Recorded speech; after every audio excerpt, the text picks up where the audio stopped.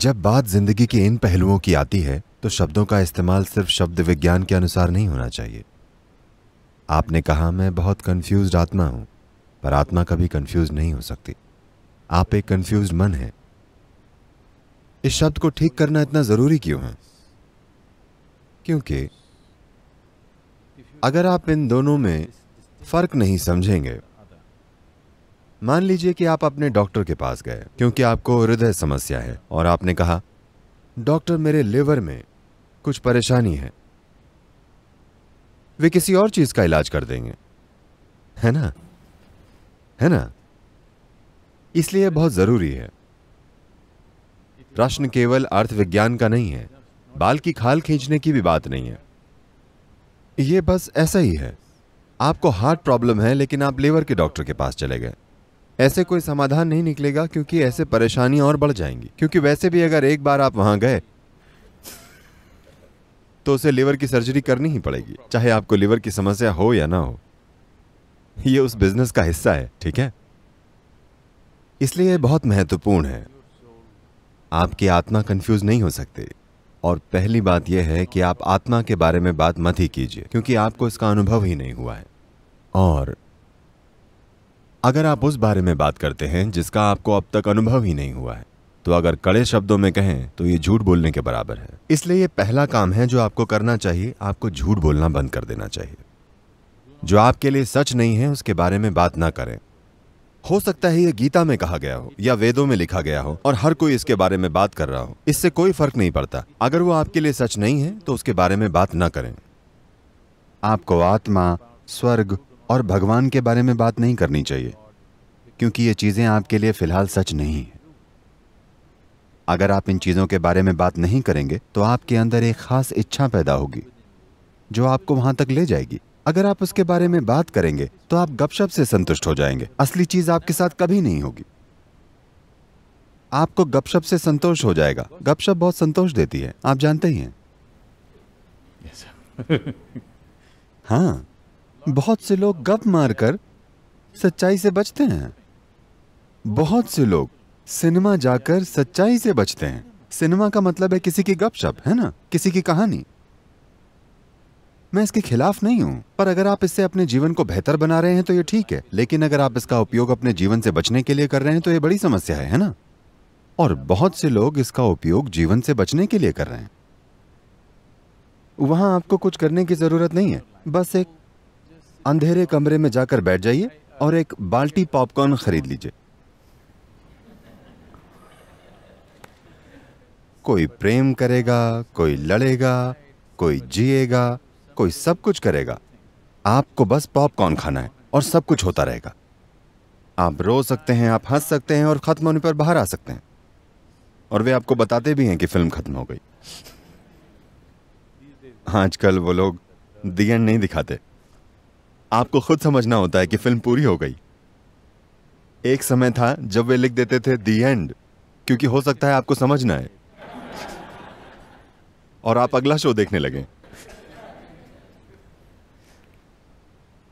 इसलिए खुद को धोखे में मत रखिए। खुद के लिए जो सबसे छोटी चीज आप कर सकते हैं वो यह है कि खुद से झूठ मत बोलिए।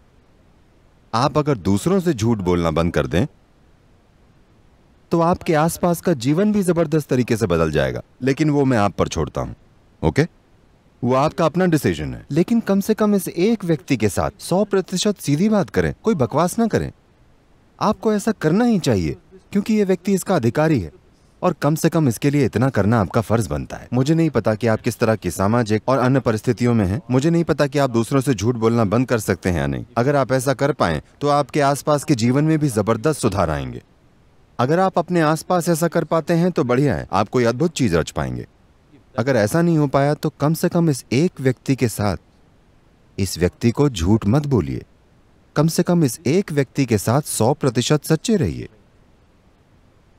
ऐसा बस इसलिए हो रहा है क्योंकि एक समय में इस संस्कृति में एक जीवंत आध्यात्मिक वातावरण था। उस समय से अब तक यह बहुत कम हो गया है। वो जबरदस्त आध्यात्मिक ऊर्जा तो चली गई, लेकिन वो सारे शब्द आज भी मौजूद हैं। आप जहां भी जाते हैं लोग अंतरात्मा, आत्मा, परमात्मा की बातें करते हैं। शब्द अब भी आम भाषा और सामान्य वातावरण में चल रहे हैं, पर वो आग बुझ गई है।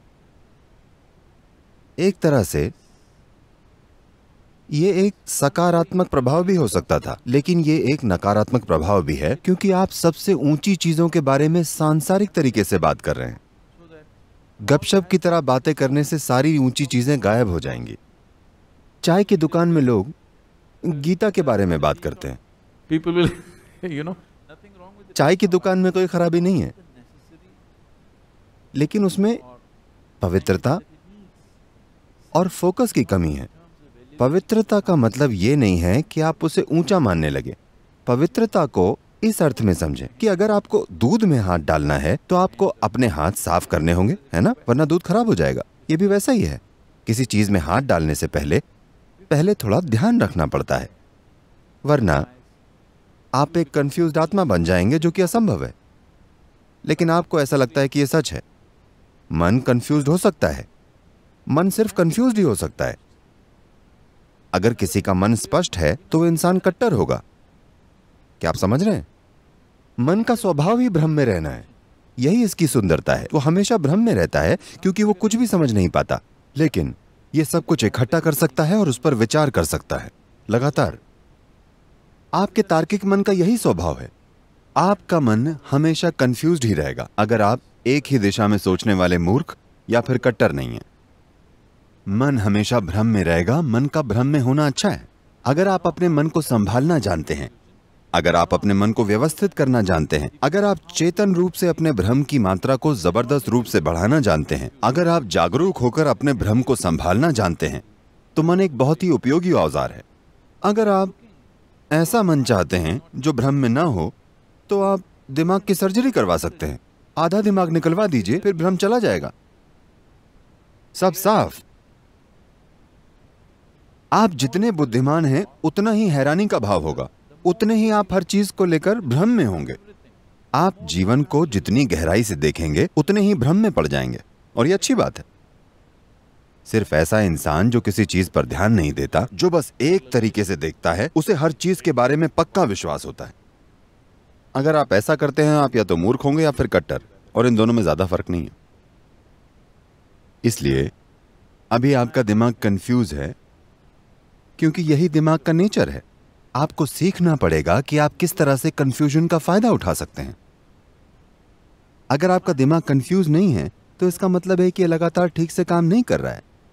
यह एक ठहरा हुआ दिमाग है। आपका दिमाग एक कंक्रीट ब्लॉक बन गया है जो हर चीज के बारे में निश्चित है।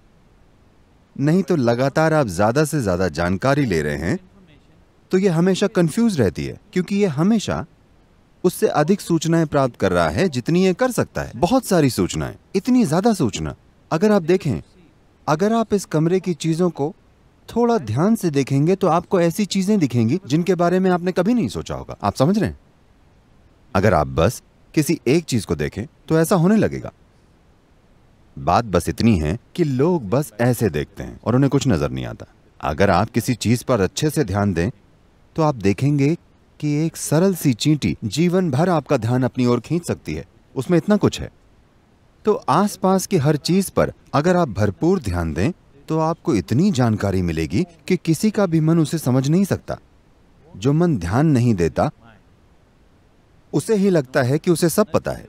ध्यान देने वाला मन ब्रह्मांड की हर छोटी सी छोटी चीज के बारे में भ्रमित होता है, और ऐसा ही होना चाहिए। आपको भ्रम से दुखी नहीं होना चाहिए। आपको समझना चाहिए कि अगर आप हमेशा भ्रम में हैं तो आपकी बुद्धि काम कर रही है। हाँ, तो जब आप अपनी आत्मा और मन को अलग अलग कर लेते हैं वैसे आपके अनुभव में तो आत्मा का अस्तित्व ही नहीं है। आप देखेंगे कि मन को हर दम हर दिशा से बहुत सी चीजें मिल रही हैं, हर समय, जागते हुए और सोते हुए भी। हमारी 5 इंद्रियां हमेशा अनुभव करती रहती हैं। ज्यादातर लोग इस बारे में जागरूक नहीं होते, तो उनका जीवन ठहरा हुआ और बोरिंग बन जाता है। भ्रम होने का मतलब है कि संभावना बाकी है। अंतिम नतीजे का मतलब है मृत्यु। इसलिए अंतिम नतीजे पर पहुंचने की और भ्रम को दूर करने की कोशिश मत कीजिए। भ्रम अच्छा है, इस समय ऐसी चीजों की कल्पना मत कीजिए जो सत्य नहीं है।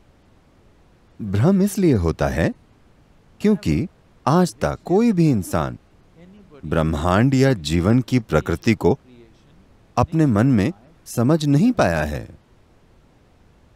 आप जीवन बन सकते हैं और जीवन को जान सकते हैं, लेकिन जीवन को कभी समझ नहीं सकते, कभी भी नहीं।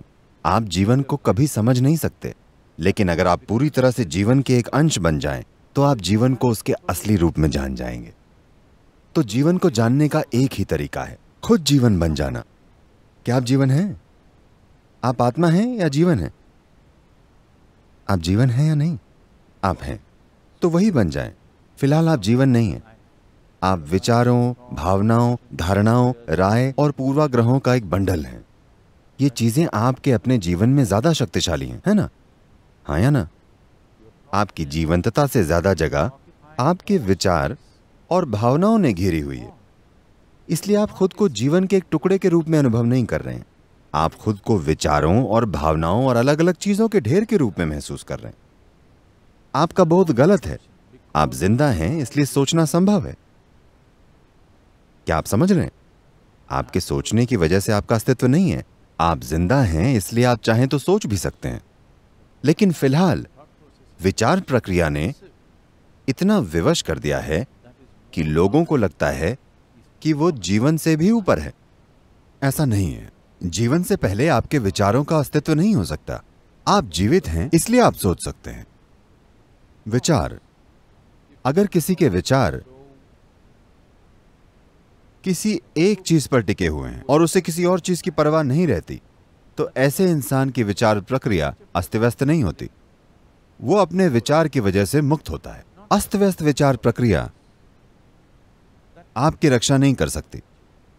पर अगर आपका विचार सिर्फ एक ही